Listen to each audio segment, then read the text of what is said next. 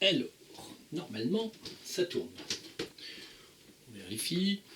Voilà. Oui, ça a l'air d'enregistrer. Alors, voilà, donc ça fait un petit moment que j'ai pas fait de vidéo. Allez, on va faire une petite planète Terre. Hein. Vidéo pour les terriens. Donc, ça permet à la caméra de faire le point. Donc, voilà, ça fait un petit moment que j'ai pas fait de vidéo, et donc, le grand problème, ça va être d'arriver à commencer. 2 ans de sortie, 2 ans d'éléments à dire.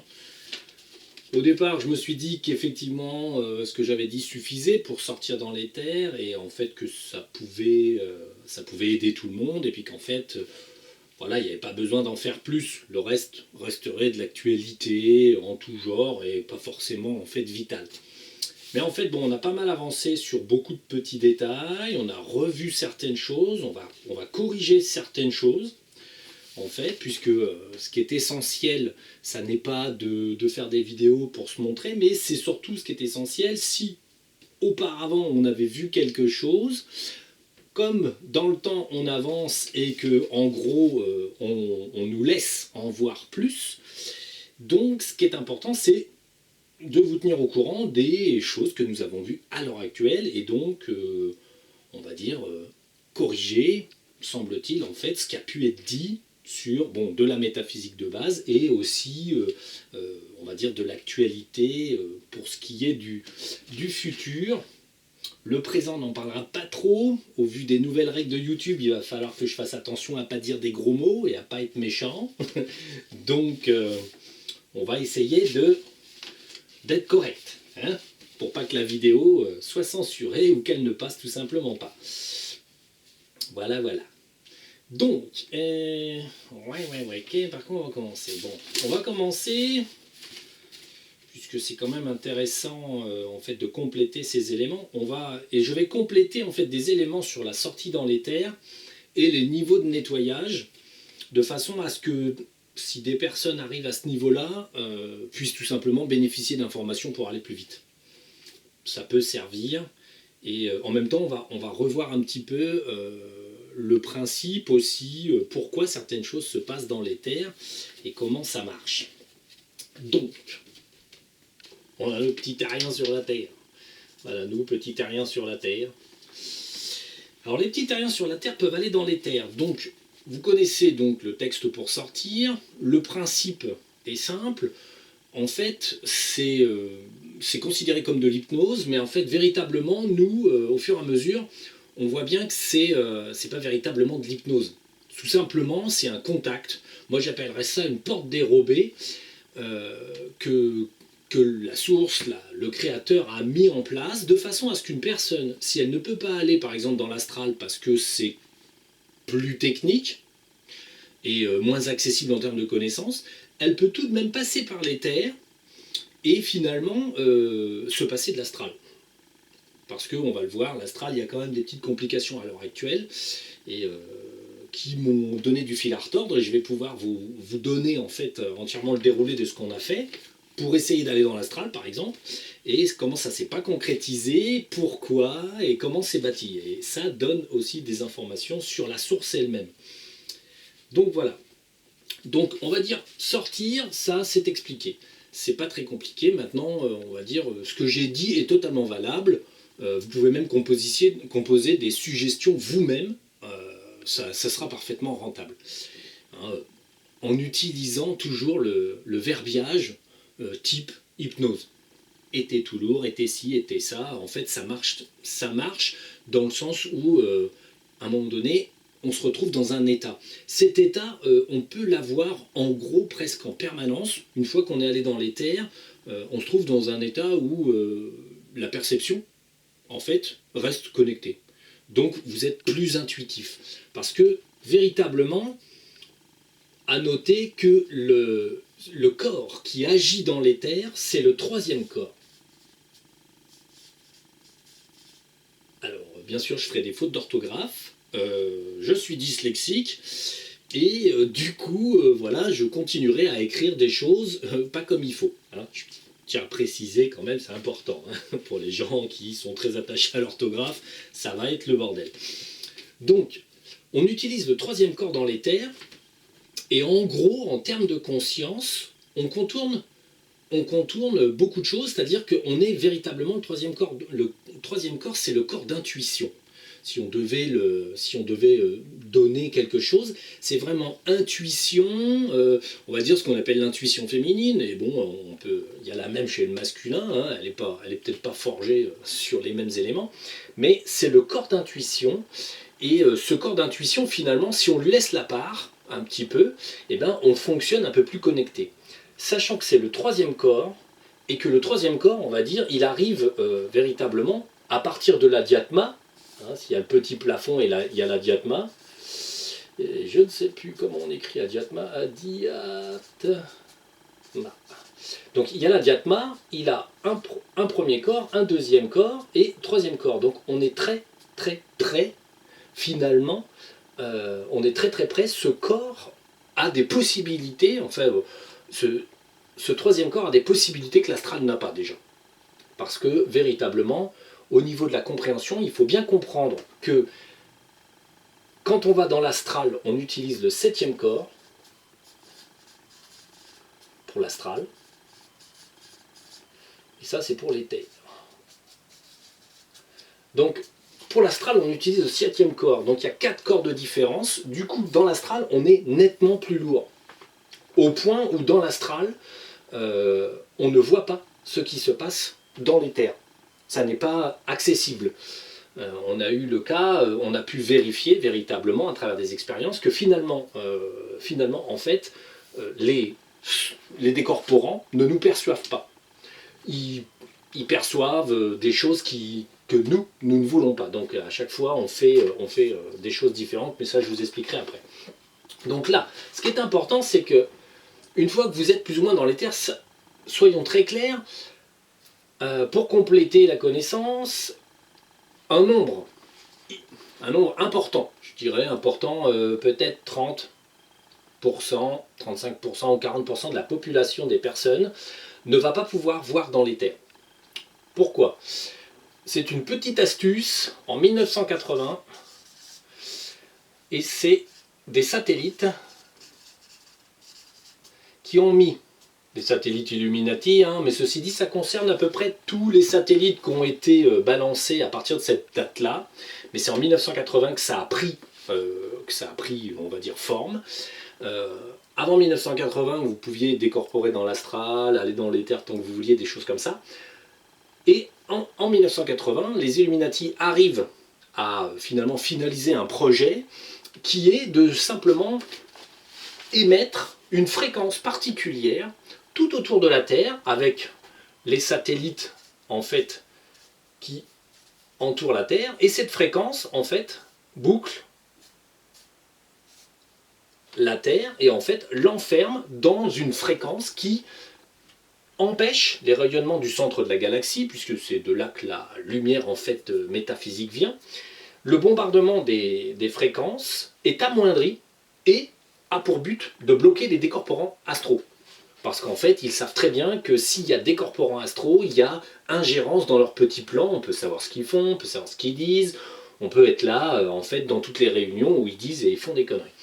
Donc, ils font construire ce petit bouclier, alors c'est très amusant, hein, on va dire, je n'ai pas le droit de voir dans l'astral ou dans l'éther, mais bon, on va dire exceptionnellement pour ce petit truc, le matin, j'ai été dans l'astral, hein, et j'ai vu en fait véritablement, alors ce sont des ondes que j'ai repérées dans des bouquins d'ondes, mais que en fait moi je les ai vues, ce sont des ondes extrêmement pointues, comme ça,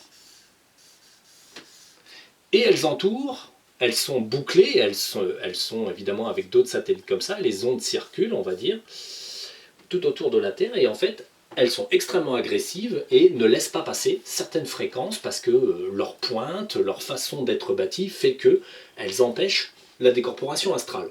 Alors, chose qu'ils n'avaient pas prévue, c'est que ça empêche aussi une certaine partie des humains à voir dans l'éther. Alors, ça peut endommager certains sens dans l'éther, mais pas tous. Moi, je ne vois pas, normalement, bien qu'en fait, si nécessité s'en faut, on a déjà regardé, tout d'un coup je me mets à voir quelque chose. je vois, bon, les DD, bien sûr, mais en fait, quand il y a une nécessité, je peux même aller dans l'astral hein, et voir ce que la source veut me montrer, parce qu'elle a envie, ce coup-là. Donc voilà. Donc si vous ne voyez, si quand vous sortez, vous ne voyez pas deux solutions. Soit vous avez très classiquement un DD, hein, un démurgien, un implant, quelque chose qui vous empêche et qui capture vos sens, soit de l'ouïe, soit de la vue, soit en fait de l'intuition, des choses comme ça. Donc, soit une personne en fait sort pour vous, nettoie, enlève les petits implants et ensuite, paf, ça va mieux, vous pouvez donc sortir en fait assez classiquement. Autrement, en fait, vous serez toujours handicapé, de toute façon, tant que ça existera, vous serez toujours handicapé à aller dans l'éther, mais ce handicap, il a quelques intérêts, puisque quand vous sortez dans l'éther, alors mettons, vous ne voyez pas, mais par contre, du coup, vous êtes, bon, ben moi, je fais office de celui qui, on va dire, commande la séance, hein, c'est moi qui cherche, c'est moi qui dis qu'est-ce qu'on voit, qu'est-ce qu'on fait, patati patata, et donc, la personne qui sort pour moi, en fait, elle voit très bien, ça fonctionne très bien, parce que ses fréquences, à elle, ne sont pas impactées par les satellites. Donc c'est moi qui gratte, on va dire, qui gratte le sujet, et en fait, du coup, moi je fais beaucoup plus confiance à l'intuition. Je ne vois pas les assaillants, je vois les DD, mais si la personne est en train de faire quelque chose sur quelqu'un, lui enlever des implants, tout ça, je ne vois pas. Mais par contre, par exemple, si on a un petit DD qui est planqué au-dessus de la personne qui ne se montre pas, souvent c'est l'aide à l'incarnation par exemple, l'aide à l'incarnation est souvent un petit malin, quand on appelle les DD pour les virer, lui il vient pas. Il fait non mais c'est bon, moi de toute façon je descends pas, je vois bien ce qui arrive, donc je descends pas. Donc de ce fait, euh, par intuition, je le sens qui flotte en haut. Par rapport à la situation que je ne vois même pas, je ne sais pas comment ça se passe, la personne qui enlève les implants fait quelque chose, mais moi, je ne vois rien. Pas de son, pas d'image, mais par contre, je ressens très bien qu'il y a un petit Dédé en hauteur qui vient pas, qui est gentil, qui va rester à l'abri parce qu'il n'a pas envie de se faire griller. Donc, celui qui ne voit pas a quand même des sens. Il a en gros des sens, il peut entendre des petites choses. Il peut, même si vous pensez ne pas être connecté, en moyenne vous l'êtes. C'est très amusant dans le sens où finalement tout le monde est connecté par le troisième corps. C'est un peu un corps essentiel. Du coup, dire qu'on n'est pas connecté, c'est un peu, c'est pas vraiment exact. De toute façon, à partir du moment où vous avez deux trois intuitions basiques, vous êtes connecté en fait. Votre corps il est là, il travaille pour vous, donc vous avez si vous ressentez les choses, si vous êtes dans l'éther, vous ressentez, la personne vous emmène dans une fontaine, hop, elle vous traîne dans la fontaine, elle vous fait plouf plouf, vous pouvez ressentir tout un tas de symptômes, des crépitements, vous pouvez ressentir des petites bulles, des choses comme ça, tout simplement parce que finalement, une part de vous y est, le troisième corps. Et donc, comme il y est, pas le choix, vous avez la nécessité finalement enfin, vous avez la possibilité tout simplement de continuer à servir même sans véritablement voir. Sachant qu'il faut bien préciser qu'une personne qui sort dans les terres toute seule va pouvoir bricoler des trucs, très bien, mais sera toujours moins puissante que quand on s'y met à deux. Même si moi finalement je ne vois pas, et je ne suis pas soi-disant d'une grande aide, simplement le fait d'être deux dans la même pièce ou en deux dans la même sortie fait que les pouvoirs de l'autre, celui qui voit, sont renforcés. Puisqu'on est deux dans la situation, quoi qu'il arrive.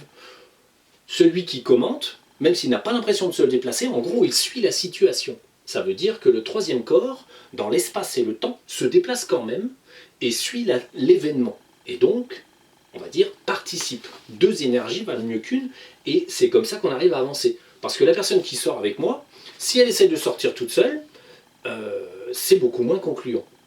Il y a moins de netteté, elle agit moins, elle est moins réactive. Donc pourquoi Tout simplement parce qu'il n'y a personne pour commenter. Une personne qui ne voit pas et du coup qui peut commenter, dire tiens avance, regarde, fais ci, fais ça. Le fait de ne pas voir permet finalement de se concentrer sur la mission, comment faire, comment pas se faire avoir et des choses comme ça. Pendant qu'une personne exécute, l'autre réfléchit parce qu'elle n'y voit pas. Donc voilà. Donc dans l'idée, alors pour tous ceux qui sortent et qui commencent, bon, on a les implants, en gros, hein, les petits implants. En un, on a les implants qui proviennent, on va dire, de petits démurgiens. Donc, moi, je réduis DD, les petits DD. Vous avez les implants. Alors, les implants, c'est toutes les formes.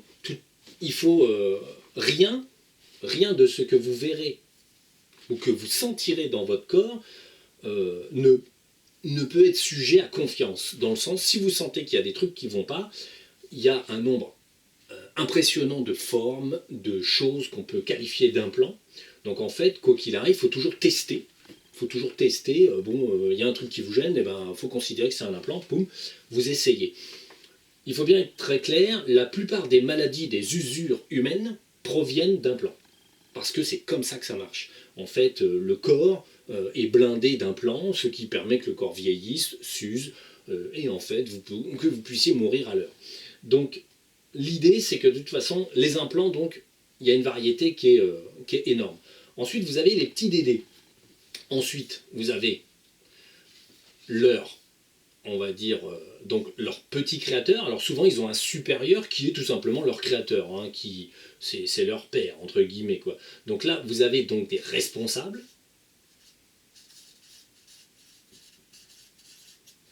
Ça, je vous mets ça comme ça parce que c'est des procédures de nettoyage. On va dire, vous virez vos implants. Quand vous avez des implants, vous appelez les responsables. Vous avez le premier DD, base. Ensuite, quand vous avez vos premiers DD base, vous les mettez de côté.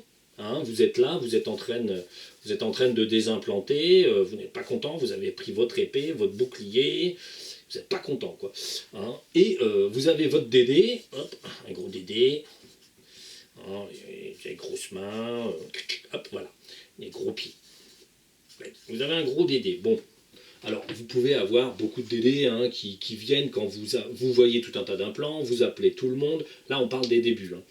Donc, vous appelez tout le monde, vous avez des DD de base. Ensuite, vous appelez leur supérieur, leur responsable. Ce qui fait que vous obtenez encore plusieurs DD qui sont plus gros. Vous pouvez après appeler les responsables des responsables. Mais en général, quand on appelle la ligne, on va dire le cordon ombilical, on a en gros encore des gros DD.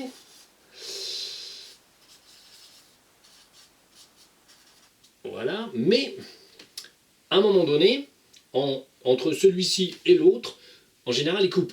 Quand il voit que vous remontez, il dit oulala, oulala, hop, il coupe la ficelle de façon en fait, qu'il reste quelqu'un, quoi. Sinon, vous pouvez remonter jusqu'à Dédé comme ça.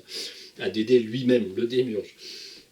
Donc, en gros, bon, vous avez en fait des Dédés, des moyens Dédés, vous les appelez, et ensuite, nous, ce qu'on fait, c'est qu'on les met en fait dans des sacs. Hein, les dragons, si vous pouvez appeler un dragon pour vous aider, appelez un dragon, et ensuite, vous demandez au dragon de mettre les DD et les implants, hein, tout le petit matériel hein, qui appartient à tout cela.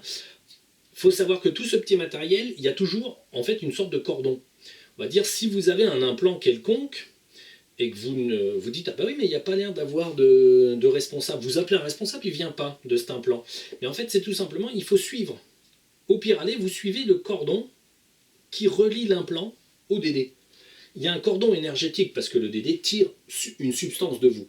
Donc, il faut simplement remonter le cordon parce que certains DD ont le pouvoir, entre guillemets, de ne pas venir quand on les appelle. Ils ne viennent pas tous. Et quand on appelle comme ça, en gros, si on n'a pas des dragons sous la main, ça a tendance à pas vraiment obéir et ça a tendance à rechigner à venir. C'est pas, on va dire, c'est pas 100% coopératif. Certains DD ne sont pas du tout coopératifs et ne viennent pas. Il faut aller carrément les chercher, les tirer et ensuite les emmener. En moyenne, avec les dragons, on les met dans des sacs. Ensuite, si vous n'avez pas la capacité de monter au centre de la galaxie, vous envoyez les dragons qui montent au centre de la galaxie, déversent leurs petits sacs, et tout le monde est grillé. Alors, certains DD peuvent durer longtemps hein, au centre de la galaxie, et c'est pour ça, j'avais déjà dit, on appelle la source du multivers. Donc, on a les DD, on a les responsables. On a des variétés de DD qui peuvent représenter un très grand nombre, ce qu'on appelle des DD exponentiels. C'est-à-dire que si vous avez un implant, chaque implant que vous avez, par exemple, on a regardé ça, se duplique 10 fois. Quand vous avez l'implant, vous contaminez 10 personnes. Et chaque personne contaminée contamine 10 personnes. On a remonté un DD comme ça, un DD sur les attitudes, on va dire, moyennes. Hein. C'était un DD qui manipulait les sentiments, qui amenait plutôt de la colère, des choses comme ça. Ce DD-là, en très peu de temps, il avait atteint les 2 milliards. Il était 2 milliards, tout simplement parce qu'à chaque fois qu'il se divisait, il arrivait à chaque fois qu'il se multipliait, il se multipliait 10 fois. Ce qui fait que ça va très vite. Donc la contamination se faisait, il allait très vite, et ensuite, bon voilà, Et ensuite, on a obtenu, on va dire, le premier d'entre lui, et on les a tous éliminés. Alors, certains DD sont tout simplement connectés au démiurge, mais certains, on va dire, ont été créés, hop, mais n'ont pas la connexion. Ils sont tout simplement, on va dire bêtement, soi-disant autonomes. Il n'y a pas de cordon, on va dire. Il n'y a pas de cordon direct. Ils ont des possibilités d'évolution, entre guillemets, d'eux-mêmes, et ne retransmettent pas nécessairement, par exemple, l'énergie. Certains retransmettent, d'autres pas, la conservent le temps de la reconsommer quelque part, quoi. Donc, ensuite, donc, les petits DD, les responsables. Ensuite, là, on a vraiment les gros. Bon, les gros, c'est pareil. Il n'y a pas de limite à ce que peut, on va dire, tirer un dragon. Un petit dragon, on va dire, il va vous chercher un gros. Il n'y a pas de problème. Hein. Vous pouvez envoyer un petit dragon, aller chercher un DD gros comme la planète Terre. Il va aller vous le chercher, il va vous le rétrécir, il va vous le mettre en boîte, et il va vous mettre ça dans un sac. Ça pose pas de problème.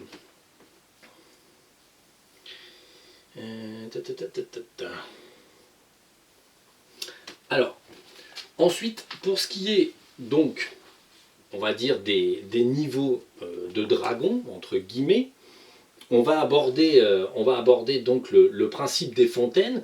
Vous avez donc des fontaines de couleurs. Alors, dans les fontaines de couleurs, je l'ai déjà dit, hein, mais vous avez, on va dire, les premières sont des fontaines pastel. C'est des sortes de fontaines pour les entités qui débutent vraiment, hein, qui sont véritablement arrivées depuis peu, hein, qui n'ont pas... Attendez, j'ai le chat je vais vous mettre en pause, parce que j'ai le chat qui fait certainement trembler la table.